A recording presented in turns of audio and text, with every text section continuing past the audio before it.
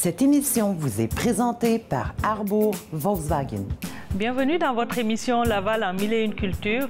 Dans cette émission, nous allons parler spécialement d'immigration. Nous recevrons un spécialiste en emploi et organisation, Doudou Sow, qui va nous parler d'intégration en emploi. Et bien entendu, vous aurez vos deux rubriques. Bonne émission.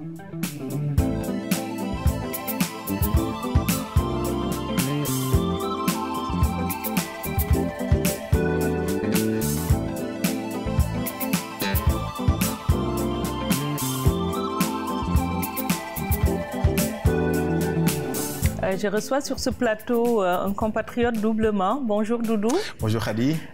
Doudou, je sais que tu n'aimes pas beaucoup parler de toi, mais moi te connaissant puis ton implication dans le domaine de l'intégration des immigrants, j'aimerais que tu nous parles un peu de toi. Qui est Doudou Sow en fait?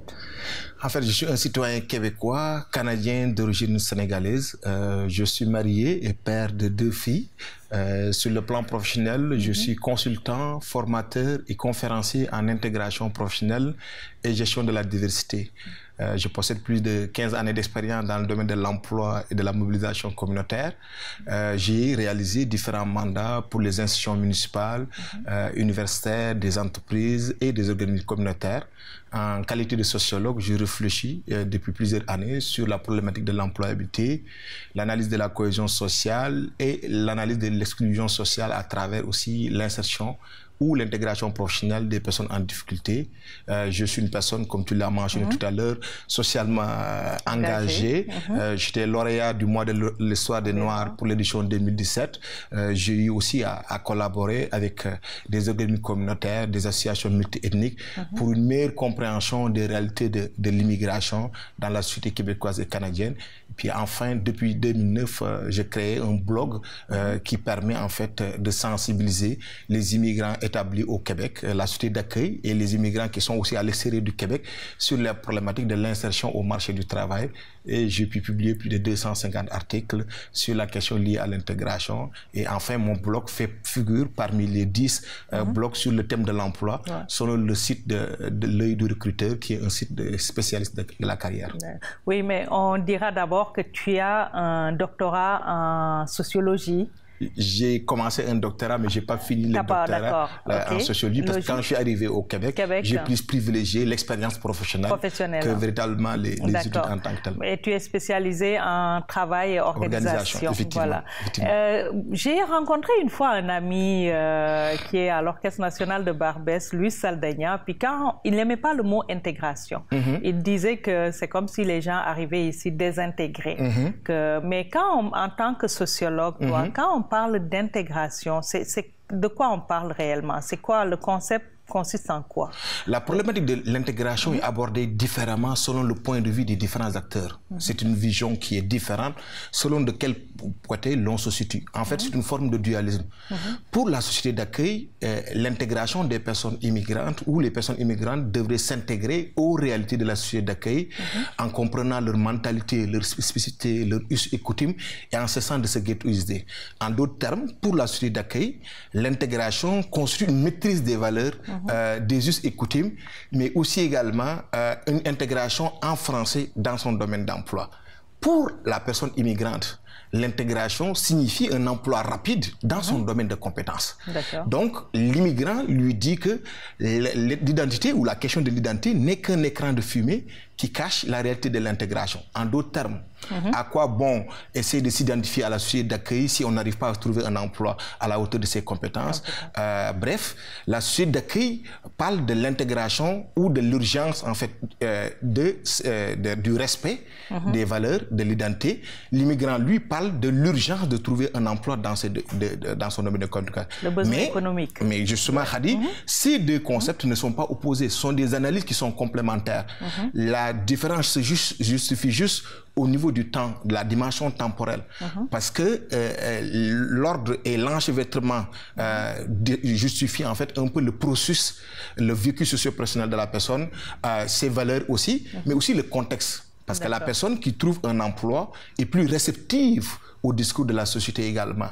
Donc, bref, s'intégrer, c'est faire partie intégrante de la société, accepter aussi ou se sentir qu'on fait partie intégrante de la société, et accepter aussi les autres également.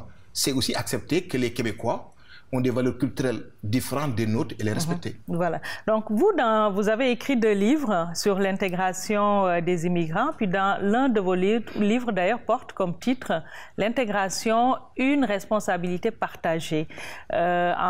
Partagée comment? De quel partage on parle? Parce que l'échec de l'intégration n'est pas attribuable exclusivement à l'immigrant ni à la société d'accueil. Donc, il faut sortir de cette accusation simpliste qui peut véritablement aboutir à des raisonnements externes aussi.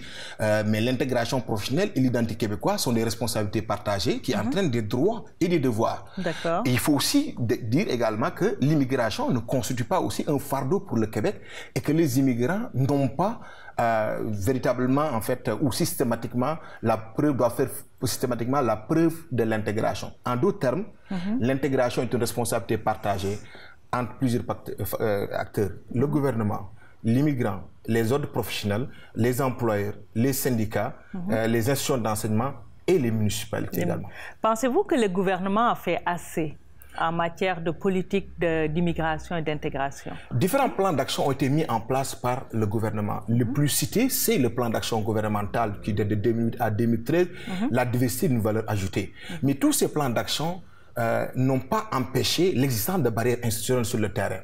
En d'autres termes, ces plans d'action n'ont pas freiné le taux très élevé du chômage des personnes immigrantes. Même quand l'économie québécoise se portait très bien, c'est-à-dire en octobre 2007, où le taux de chômage était à son plus bas depuis 33 ans, 6,9%, le taux de chômage des immigrants était très élevé, ce qui prouve que les difficultés d'intégration des immigrants ne sont pas des difficultés conjoncturelles, mais obéissent également à des facteurs structurels, à plusieurs facteurs également et tout. Et donc, dans ce cadre également, ce qu'il faut faire, c'est que de dire au gouvernement de pouvoir travailler ensemble également sur les facteurs, puisque véritablement, il y a une volonté, on sent qu'il y a une volonté et tout, mais la non-reconnaissance des diplômes et des acquis constitue un talon d'Achille de la politique d'immigration québécoise. Et c'est un sujet qui est très redondant. On en parle depuis des années, mais sans espoir de trouver quand même des solutions concrètes. Vous, le sociologue spécialiste en travail et organisation, quelles sont les recommandations que vous donneriez pour finir? Première recommandation, je disais tout à l'heure que l'intégration en emploi dans son domaine de compétences constitue une intégration réussie. Comment? Parce que les employeurs doivent ouvrir davantage les portes de l'entreprise. Et comment la réaliser? Comment la réaliser en même temps à travers des stages également qui permettent aux personnes immigrantes de comprendre la culture organisationnelle, l'interaction avec les membres de l'équipe. Il y a aussi en fait le mentorat qui peuvent aider. Deuxième recommandation, la représentativité des immigrants dans les instances décisionnelles et l'intégration dans tous les secteurs d'activité constitue également une solution pour régler le problème structurel également. Troisième recommandation, c'est le fait également de pouvoir dire qu'on a besoin de tout le monde également pour la sensibilisation de tous les acteurs de la société, parce qu'on est embarqué dans un même bateau et personne n'a envie également que le bateau ne chavire. Quatrième recommandation, il faut que les immigrants sortent de Montréal, donc élargir leur champ de recherche d'emploi à travers les autres régions du Québec, mais il faut aussi que les régions se fassent désirer. Non pas simplement juste une attractivité des immigrants, mais aussi des milieux accueillants et aussi des entreprises également accueillantes également. L'autre question également sur, par exemple, la discrimination, qui est un élément également, qui est un enjeu aussi. Il faudra véritablement essayer de travailler sur cette question de façon très pédagogique parce que c'est un sujet très sensible.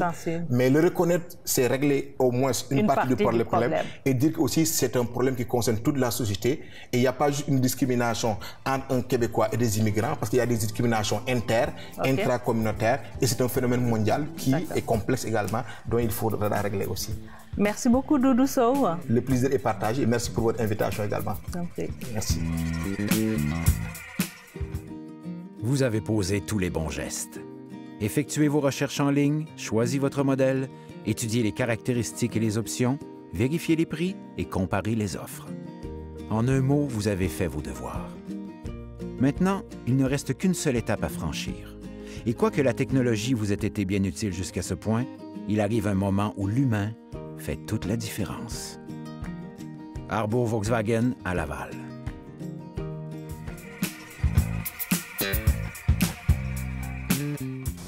Bienvenue dans votre rubrique Immigration. Je suis Marilyn Kernizan, consultante en immigration et directrice générale de MK Solutions Immigration. Notre rubrique d'aujourd'hui couvrira le nouveau programme pilote d'immigration au Canada Atlantique offert par l'île du Prince-Édouard, le Nouveau-Brunswick, la Nouvelle-Écosse, Terre-Neuve et Labrador. Ce programme pilote d'immigration au Canada Atlantique offre 2 programmes aux travailleurs qualifiés. Le programme de travailleurs hautement qualifiés du Canada Atlantique, le programme des travailleurs qualifiés intermédiaires du Canada Atlantique, et il offre un 3e programme destiné aux étudiants diplômés étrangers, qui est le programme des diplômés étrangers du Canada Atlantique. Au niveau de l'expérience de travail, les travailleurs doivent avoir au moins une année d'expérience de travail de 1560 heures au total ou 30 heures par semaine au cours des 3 dernières années. Et le travail doit être dans une seule profession et rémunéré. Les travailleurs hautement qualifiés doivent avoir acquis une expérience de travail d'1 an au genre de compétences 0 ou au niveau de compétences A ou B. Et les travailleurs qualifiés intermédiaires doivent avoir acquis cette expérience de travail d'1 an au niveau de compétences C. Pour mieux comprendre les niveaux de compétences, référez-vous à la classification nationale des professions qui se trouve sur le site de Emploi et Développement social Canada. L'expérience peut avoir été acquise au Canada ou à l'étranger. Pour les étudiants étrangers diplômés au Canada, aucune expérience de travail n'est nécessaire. Pour les personnes qui sont à l'étranger, il faut d'abord faire l'évaluation de leur diplôme avec un organisme désigné de l'immigration. Ce qui est très intéressant dans ce programme, c'est que si vous obtenez une offre d'emploi, l'étude de l'impact sur le marché du travail n'est pas nécessaire. L'employeur d'une de ces provinces doit vous faire une offre à temps plein pour un poste non saisonnier. Il n'est pas nécessaire que votre emploi vise la profession où vous avez acquis votre expérience de travail antérieure. Cependant, vous devez répondre aux exigences d'emploi pour le poste qui vous est offert. Le niveau de compétence linguistique est de 4. Vous devez faire la preuve que vous aurez assez d'argent pour subvenir à vos besoins et à ceux de votre famille à votre arrivée au Canada. Si vous désirez obtenir plus d'informations sur ces programmes, n'hésitez pas à communiquer avec nous au numéro de téléphone qui apparaît au bas de l'écran. À la prochaine pour une autre rubrique. Cette entrevue vous est présentée par l'Intermarché Palumbo. J'ai l'immense plaisir d'avoir avec nous M. Jean Dorion, membre fondateur du Parti québécois, président de la Société Saint-Jean-Baptiste pendant un peu plus de 11 ans. M. Dorion a été aussi député du Bloc québécois jusqu'en 2011 pour Longueuil-Pierre-Boucher. Bonjour M. Dorion. Oui, effectivement, Longueuil-Pierre-Boucher. Oui, c'est un plaisir de vous avoir avec nous, l'icône du Parti indépendantiste du Bloc québécois. Puis récemment, vous avez publié un essai qu'on appelle Inclure, parlant de laïcité inclusive. Qu'est-ce que c'est que la laïcité inclusive? Vous avez d'ailleurs mis un mouvement indépendantiste. Écoutez, il faut d'abord, premièrement, préciser ce que veut dire le mot laïcité, avant de parler de laïcité inclusive. Pour moi, la laïcité, c'est la neutralité de l'État face aux diverses croyances, et dans les croyances, j'inclus les incroyances, et je mets incroyance au pluriel parce qu'il y a plusieurs façons de ne pas adhérer à une religion. Alors, vis-à-vis des croyances, vis-à-vis des incroyances, la sagesse des siècles nous a appris qu'il est important que les institutions publiques, que l'État reste neutre, ne fasse pas la promotion d'une croyance ou incroyance particulière. Ça, c'est la première chose. Deuxièmement, inclusive, en ce sens qu'elle doit accepter les gens comme ils sont. finalement. Et pour moi, la façon dont une partie du mouvement nationaliste a traité cette question au cours des dernières années, en particulier à partir, je dirais, dans le cas du Parti québécois, à partir de 2008, n'était pas la bonne façon. Et j'ai fait un livre qui s'intitule « Inclure » pour défendre mes positions sur cette question-là. D'accord. Quand vous dites défendre vos positions versus les positions du Parti québécois. Oui, envers la Charte des valeurs. Envers la Charte des valeurs. Qu'est-ce qui, d'après vous, était un problème dans la Charte des valeurs? C'était qu'on prétendait montrer la neutralité de l'État en excluant certaines catégories de croyants, finalement. En l'occurrence, les personnes qui portent un signe religieux. Moi, je pense que bien représenter l'État, c'est faire le travail que l'État nous demande de faire en toute neutralité. Et le fait que vous portiez ou ne portiez pas un foulard ou une kippa n'est pas un élément d'inégalité ou d'injustice envers les gens d'autres croyances. Quand je vais à la pharmacie Jean Coutu, par exemple, ou à la Banque nationale, et que je suis reçu par un employé qui porte foulard, ça ne me dérange absolument pas. Je m'attends à ce qu'elle fasse son travail correctement. Et c'est ça la neutralité. C'est comme ça qu'elle exprime. Ce qu'elle est, elle-même, ses croyances, n'est pas quelque chose qui va me choquer. Elle pense comme ça, moi je pense autre chose. C'est nos affaires respectives. Voilà. Donc en fait, c'est l'aspect qu'on a voulu dire ostentatoire, parce que la religion, quelque part, on peut la porter à l'intérieur de soi. Oui, mais il y a des gens qui les portent à l'extérieur. Et alors, qu'est-ce que ça peut bien faire? Voilà. Moi, ça ne me dérange pas, personnellement. C'est pas moi qui le porte. Si on veut me forcer à le porter, c'est une toute autre affaire. En d'autres termes, probablement que dans la plupart des pays musulmans, je serais du côté de l'opposition. Mais ce n'est pas le cas de notre société. OK. Donc, une neutralité où on respecte les choix des gens, où l'État n'intervient pas, en fait, pour empêcher les gens de vivre leur foi. Oui, exactement. OK. Quand vous dites qu'une personne impose les croyances, que demander des accommodations, des accommodements raisonnables, c'est imposer des croyances. Est-ce le cas? Non. La liberté de conscience, c'est une valeur fondamentale aussi. Ce n'est pas la seule valeur. Et elle est en concurrence avec d'autres valeurs et parfois en contradiction. Dans les cas où la contradiction est trop forte, et les tribunaux ont défini les cas en question, les cas où on exige un trop grand effort de la collectivité en faveur d'un accommodement, les cas où on fait des inégalités. Je peux prendre un exemple très simple. Il y a des gens dans une certaine commission scolaire au Québec, il y a quelques années, qui ont obtenu par un tribunal le droit d'avoir plus de congés payés dans l'année que les gens qui ne sont pas de leur religion. C'est évident que je suis en désaccord avec ça et je suis en désaccord avec les tribunaux qui ont décrété ça. Ça crée une injustice entre les gens. Mais si on trouve d'autres accommodements qui permettent aux gens de respecter les croyances des gens sans créer d'injustice, moi je pense qu'il faut les accepter. Vos positions ont quand même amené certaines confrontations, constatations. Les gens se sont même posé la question à savoir, êtes-vous encore indépendantiste? Oh oui, je suis toujours indépendantiste. Êtes-vous toujours indépendantiste? Oui, oui. Je pense d'ailleurs que ce fameux projet de charte a fait un tort considérable au projet indépendantiste. C'était aussi une raison pour laquelle je l'ai combattu. C'est donc en tant qu'indépendantiste que je me suis prononcé contre la Charte des valeurs. D'accord. Donc, en tant qu'indépendantiste, est-ce que vous pensez que vous pouvez toujours, à l'état actuel, aller chercher les immigrants? Parce que, comme vous l'avez dit, la Charte a causé beaucoup de tort. Est-ce qu'il y a une fracture? Est-ce qu'elle est réparable? Puis comment? Oui. Vous savez, ce n'est pas une chose facile. Je ne prétends pas que c'est facile de réparer les dégâts qui ont été causés par la Charte. Il n'y a pas seulement la Charte, il y a d'autres attitudes vis-à-vis les minorités, etc., mais qui ont nui, mais qui ne sont pas nécessairement le fait de tout le monde. Il ne faut pas oublier que même la charte, maintenant, elle est rejetée en grande majorité par le leadership indépendantiste.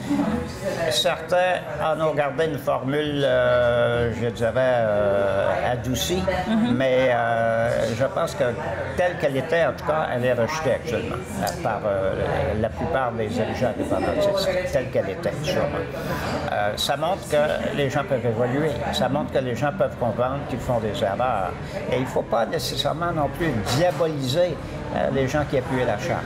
Il faut comprendre, comme le disait M. Parizeau d'ailleurs, il faut comprendre que quand les gens voient des actes de violence à la télévision, dans le monde musulman, etc., c'est naturel que les gens qui n'en savent pas plus aient peur. Mais ce qu'il faut éviter, c'est d'exploiter cette peur-là. Ce qu'il faut expliquer aux gens qui ne comprennent pas certaines choses, il faut leur expliquer de quoi il s'agit pour qu'ils comprennent. Et non pas d'ailleurs les condamner, les diaboliser, ça c'est pas une bonne idée. Okay. Mais là on parle beaucoup, interroge les médias aussi, le rôle des médias qui ont un grand rôle à jouer dans ce sens-là, malheureusement. Vous pensez que c'était quoi l'approche à privilégier dans un cas pareil où on fait toujours face à la violence récemment, hier, pas plus tard qu'hier, c'est dans les modes de communication. Oui, je pense qu'il faut expliquer. Et de même qu'on ne peut pas assimiler tous les Québécois à celui qui a tué 6 musulmans dans une mosquée à Québec, loin de là. C'est très loin de la mentalité de la grande majorité de la population du Québec. De même, inversement, on ne peut pas assimiler tous les musulmans à un nombre quand même très limité de personnes. Vous savez, il y a 300 000 musulmans au Québec. Là, si c'était tous des poseurs de bombes, je pense qu'on aurait un peu plus de problèmes que ce qu'on en a. Hein? Voilà. Parlons maintenant de votre livre « Inclure ». Dans cet essai-là, vous avez donné la parole à des femmes musulmanes. Ouais. Pourquoi vous avez éprouvé le besoin de le faire? C'était quoi la démarche? Il y avait, jusqu'à la publication de ce livre, il n'y avait que de très rares cas dans les médias où on donnait la parole à ces femmes. Alors moi, j'ai trouvé que c'était très important de leur accorder. Bon, j'ai des antécédents qui m'ont mis en contact avec la communauté musulmane depuis très longtemps. J'étais agent de liaison avec les communautés culturelles à l'époque de Gérald Godin, ça fait longtemps. Là. Et donc, moi, j'étais parfaitement conscient qu'on ne peut pas assimimer les femmes voilées au mouvement islamiste, l'islamisme politique. Bon. Mais c'était une occasion pour moi dans ce livre de leur donner la parole et je l'ai fait. Vous avez été aussi délégué à la générale du Québec à Tokyo. Oui. Et ça vous a mis en contact avec la culture japonaise. Oui. Votre épouse est japonaise. Oui. Voilà. Donc, qu'est-ce qu'elle vous a apporté, cette culture, que vous pensez qui peut être important pour la société actuelle où on vit? Ne pas perdre son calme. Je pense que les Japonais sont assez retenus vis-à-vis dans les confrontations d'idées au Japon. On est assez modéré. Alors, j'essaie au moins de rester zen dans les débats. C'est pas toujours facile. C'est pas facile. Un dernier mot sur la diversité, une richesse ou un atout ou un handicap pour le Québec? C'est un atout et aussi l'immigration est une nécessité. Et il y a quelque chose d'irréversible dans le mouvement dans lequel s'est engagé le Québec, parce qu'à chaque année, sur 2 nouveaux enfants au Québec, il y en a un des 2 qui est ou bien né à l'étranger et qui arrive et qui débarque ici, ou bien né d'un père ou d'une mère née à l'étranger. Et la moitié de notre nouvelle population chaque année a une origine immigrante récente, soit personnellement ou par les parents. C'est un changement radical Et bien sûr, le Québec va être bâti avec des gens qui ont toutes sortes de racines et d'origines. Et ceux qui pensent qu'ils peuvent empêcher ça, je pense qu'ils s'illusionnent complètement. Il faut au contraire tenir compte de ça et épouser son siècle, comme disait le général de Gaulle, dont on va fêter le 50e anniversaire de la visite dans quelques temps. Okay. Merci, M. Dorion. Merci et bonne fête nationale à vous. Bonne Saint-Jean-Baptiste. Merci. À l'Intermarché Palumbo, vous trouverez de la boulangerie artisanale, viande marinée dont seul Palumbo a le secret, saucisses maison, mets cuisinés, poissons frais et surgelés, fromages variés, fruits et légumes frais et goûteux. Tout y est pour vous concocter une recette santé gourmande et exquise. Avec leur clientèle multiculturelle et leur variété de produits ethniques, ils offrent tout un monde de saveurs internationales. Pour découvrir le choix et la fraîcheur, c'est l'Intermarché Palumbo.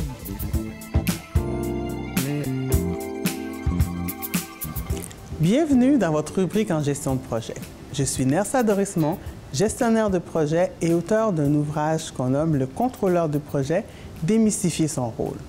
Je suis dans le domaine du management de projet depuis 2003, en commençant comme PCO, c'est-à-dire contrôleur, et maintenant comme gestionnaire de projet. Il me fait plaisir d'être avec vous aujourd'hui pour vous parler de réussite de votre besoin. Quand on parle de réaliser un besoin, on parle de gestion de projet. Pour mettre en place, il faut s'assurer de le gérer, de le contrôler. Comme pour les sportifs, bien se préparer, c'est multiplier ses chances de réussite. La gestion de projet est une science dans laquelle nous prenons le temps, dès le début, de bien définir vos besoins, de le comprendre, de l'analyser et de savoir ce que vous voulez réellement, d'en définir les différents risques qui peuvent arriver, de s'assurer que vous ayez les ressources humaines, matérielles et financières, de mettre en place un plan de communication. Quand il a bien été défini, nous allons le mettre en place en faisant régulièrement des métriques. Nous allons le suivre, le contrôler, revalider où nous en sommes pour remanier s'il y a lieu, résoudre les risques et les enjeux qui peuvent arriver, présenter l'avancement du projet aux différentes parties prenantes. Pourquoi faire tout ça? Il y a différents avantages à mettre en place cette technique de gestion de projet. Ça permet de mener à terme tous les projets plus rapidement et à moindre coût, d'être plus prévisible sur la réalisation, réduire l'effort de travail et les coûts avec une gestion proactive du contenu du projet, trouver une solution meilleure qui convient dès le départ grâce à une meilleure planification et compréhension de votre besoin, gérer les risques avant l'apparition des problèmes. Voici quelques avantages. Les facteurs de réussite. Une technique qui aide à la réussite de votre projet est le cycle d'un projet. Le cycle d'un projet part de la planification, la réalisation, le suivi et le contrôle, et enfin la fermeture. Une bonne gestion des imprévus qui peuvent arriver sur le projet. Nous mettons aussi en place une communication constante entre les différents acteurs du projet. Ceci n'est qu'une partie des avantages de la gestion de projet. La semaine prochaine, je vous parlerai des métiers qui découlent de la gestion de projet. Si vous avez des commentaires ou des questions, n'hésitez pas à m'écrire à l'adresse courriel qui s'affiche en bas de l'écran. À la semaine prochaine. Merci de nous avoir suivis. Pour toute question, suggestion ou information, écrivez-nous à l'adresse qui s'affiche en bas de l'écran. À la semaine prochaine.